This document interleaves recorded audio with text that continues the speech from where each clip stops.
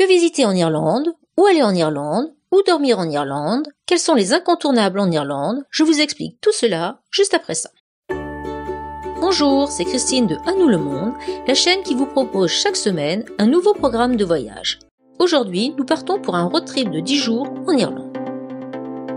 Les 3 premières journées seront consacrées à la visite de la ville de Dublin. Je ne vous en dis pas plus ici et je vous renvoie à la vidéo spécialement consacrée à Dublin que vous trouverez sur cette chaîne. Départ le matin en direction de Cashel et surtout d'Onsorock, le roc de Cashel, un des symboles de l'Irlande, est très impressionnant par sa masse. Il comporte plusieurs vestiges de bâtiments. Ensuite, on reprend la route en direction de la ville portuaire de Cobb. C'est là que le Titanic a fait sa dernière escale avant de quitter l'Europe. La ville est aussi connue pour son imposante cathédrale et ses maisons colorées.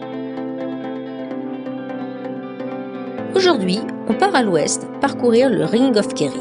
Pour cela, on rejoint Killamay, puis on se rend sur les points d'intérêt suivants. La cascade de Torc, le point de vue de Ladies View, la vieille ville colorée de Smyne et bien sûr, les falaises de Kerry. Ce matin, on part en direction de la péninsule de Dingle. On marque évidemment un arrêt au Dunquin Harbour, tout petit et tout mignon, et surtout magnifique point de vue sur les falaises escarpées et les rochers qui sortent de l'eau. On reprend ensuite la voiture pour se rendre au Gap of Dunloe, une belle vallée entourée de montagnes où vous pourrez randonner facilement. On revient dormir à Killarney. Ce matin, on part voir les falaises de Moher, impressionnantes pour leur hauteur et où vous passerez la matinée à randonner. L'après-midi, c'est dans la Buren National Park que l'on ira marcher. On passera les 2 nuits suivantes aux environs de Buren. Ce matin, on met le cap vers le Dolmen of Bulnabrone, un autre lieu emblématique de l'Irlande, et on s'arrête aussi au fort de Caerconnell. On finit la journée à Galway que l'on visite. On parcourt sa rue principale, souvent très animée, et on visite sa cathédrale et on fait une balade sur le Ninospire. On s'installe ici à l'hôtel pour 2 nuits. Aujourd'hui, on emprunte la Skye Road avant de nous rendre dans le parc du Connemara. Au départ de Clifden, la Skye Road est une route étroite qui longe l'océan Atlantique, offrant de magnifiques panoramas et en particulier le Skye Road Wild Atlantic Viewpoint.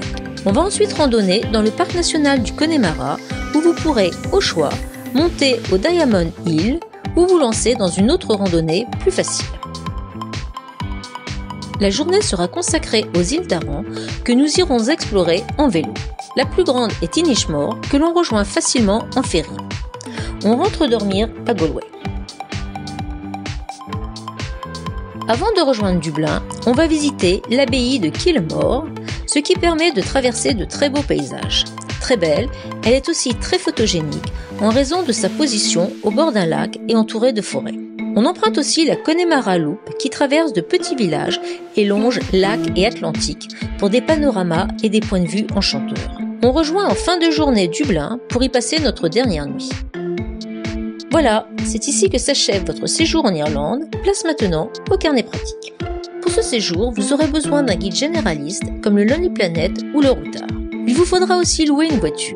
Comme souvent, je vous recommande de passer par le grossiste Rentals qui propose souvent des tarifs raisonnables. Pour le logement, nous avons dormi au Ballinona House à Middleton, près de Cobb, à Killarney, au Rybrook House, aux environs de Buren, au Buren Rock Farmhouse Bed and Breakfast, exactement à Turlough, et à Galway, au Tara Lodge, Galway.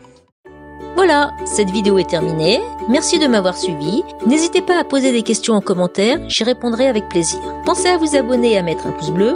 Et à bientôt sur À nous le monde.